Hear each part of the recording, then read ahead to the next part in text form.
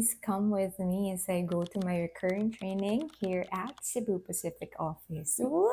Cebu Pacific Office! Ikinasa na nga ang buhok dahil ready na kumain sa training na to. So for today, smoke drills, fire, and first aid yung gagawin namin. Yes po, first aid, marunong kami nito para just in case na may emergency sa loob ng eroplano, we can immediately help that passenger. Ganon. Then for our second day, emergency procedures day, ayan, ginagawa namin to para nare-refresh din kami sa mga different kinds of emergencies sa loob ng eroplano at kung ano-ano yung mga procedures na gagawin namin. Eto na nga sila, mga seniors namin. There she goes sila. O, diba? Then after EP, nag-proceed na kami dito sa office kasi meron pa kaming training updates. Hi to Trisha na nag-hit-hit dyan ng inhaler. At nakuha na nga namin yung competency ID and that concludes our recurrent training for today. Bye!